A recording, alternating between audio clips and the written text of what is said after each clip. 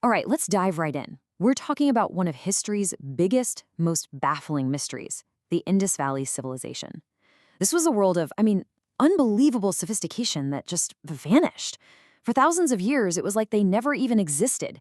So let's figure this out together. Really think about that for a second. What if a civilization as huge and advanced as, say, ancient Egypt just disappeared? We're talking a massive network of cities, a powerhouse of global trade, a society of absolute master builders. Poof, gone. No epic stories, no lists of their kings, nothing we can actually read. That's the massive puzzle we're tackling. For literally thousands of years, all that was left were these mysterious little clues. Artifacts like this guy here, the famous priest king from a city called Mohenjodaro. It's just so haunting, right? We see a face, but we have no name. We see a ruler, but we don't know his kingdom. He's just a silent witness to a world that was completely lost. But then, in the 1920s, things started to change. A few lucky finds, some accidental discoveries by archaeologists, and slowly they started to piece the story back together.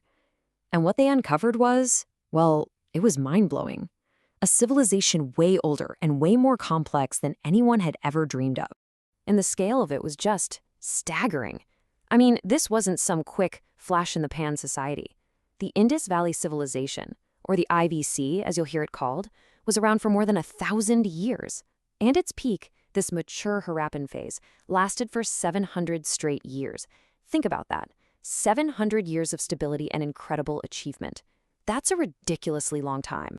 The real breakthrough, the aha moment, came from two main sites. First up was Harappa, found in 1921. That's actually where the civilization gets its other name, the Harappan civilization. Then, just 1 year later, they hit the jackpot, Mohenjo-Daro, which translates to the Mound of the Dead. Kind of spooky. This place was the biggest city they'd found, and it was about to totally rewrite the book on ancient cities. And why was it a game changer? Because what those archaeologists dug up wasn't just a city. It was like a blueprint for the perfect ancient city. A total masterclass in urban planning that was just centuries, maybe even millennia ahead of its time. Okay, so this is what makes the IVC just so cool. Their cities weren't a chaotic jumble of streets. No way. They were meticulously planned out. We're talking roads in a perfect grid pattern, all intersecting at right angles. The houses?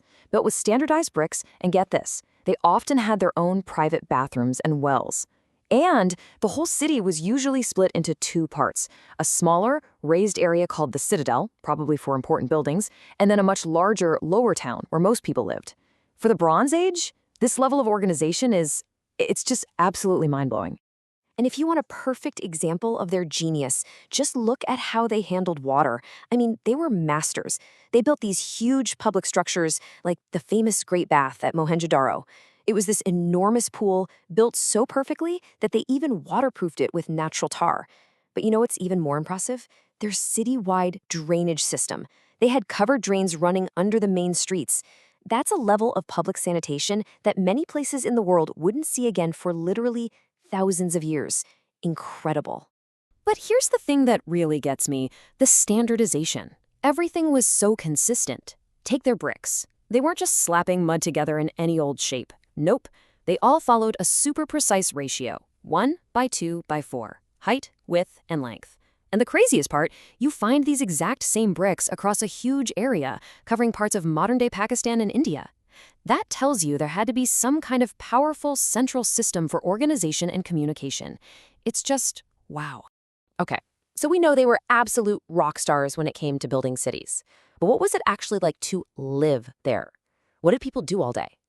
Well, all the evidence we have points to a really vibrant society, full of skilled artisans and, believe it or not, plugged into a massive, far-reaching trade network. Yeah, check this out. This map shows just how connected they were. The Harappan people weren't living in some isolated bubble. Not at all. They were major players in the ancient world's economy. They were doing maritime trade, sailing their goods to civilizations in the Persian Gulf and all the way over to Mesopotamia, which, is modern-day Iraq. That's a huge distance. And we're talking about some serious luxury goods here. They were exporting cotton fabrics that were so famous the ancient Greeks later called the whole area Sindon. And in return, they were importing all the good stuff, that incredible deep blue stone lapis lazuli from Afghanistan, gleaming gold from South India, beautiful red carnelian from Gujarat. This wasn't just a local farmer's market. This was a full-blown international supply chain. Of course, none of this, the cities, the trade, would have been possible without a really solid foundation.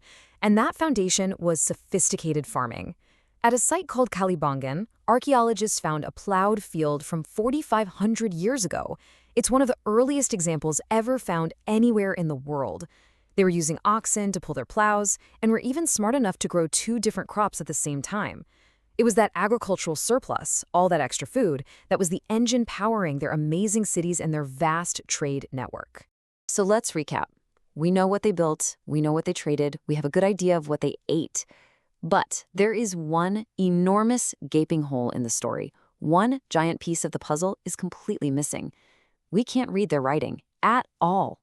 Their entire story is locked behind a code that nobody has been able to crack. And that's the ultimate question, isn't it? I mean, what did these incredibly sophisticated people have to say for themselves? What did they believe in? Who were their leaders? What were their laws, their myths, their poems? We have no idea. All we're left with are these silent symbols. You see their writing most often on these tiny, beautifully carved stone seals. They're usually made of a soft stone called steatite, and they have these amazing images of animals. You see bulls, rhinos, elephants, even what looks like a mythical unicorn. The art is incredible, you know exactly what you're looking at. But then you see that line of script above the animal, and it's just a total mystery, completely unreadable. And just to make things even trickier, they used this really unusual writing system. It's called boustrophodon. It's a mouthful, I know, but basically it means they wrote one line from right to left, and then the next line they'd switch directions and go from left to right, then back again, just like a farmer plowing a field, back and forth. It's a super fascinating detail, but man, does it make it even harder for the people trying to crack this code. Which brings us to the final and maybe the biggest mystery of them all. After 700 years of incredible stability, of prosperity, of building these amazing cities, this entire civilization just starts to fade away. The big question is, why? Well, historians have a bunch of theories, but nobody agrees on one single answer. Was it climate change? Did a massive drought hit the region? Or maybe the rivers they depended on, their absolute lifeblood, either dried up or changed course? Some people point to deforestation. Others have suggested a foreign invasion, but honestly, there's not a lot of evidence for a big war. The most likely answer? It was probably a combination of a few of these things hitting all at once. And this visual, this map right here, it's just so powerful. It shows all the settlements during the civilization's peak, and then during its decline. Look at that. The dots just start to vanish. People left the big, amazing cities. They moved out into smaller villages. The grand experiment in urban living was over. And that really brings us to the heart of the paradox of the Indus Valley. It's so strange. We can measure their perfect bricks. We can analyze their incredible sewers. We can track their trade goods for thousands of miles. We know so much about what they did, what they built, but we know almost nothing about who they were. And that's really the thought I want to leave you with. As long as their writing remains a mystery, as long as that script is silent, the people of the Indus Valley are going to remain one of history's most fascinating, most frustrating enigmas. An entire civilization of brilliant builders and traders whose voice has just been lost to time. The real question is, will we ever hear it again?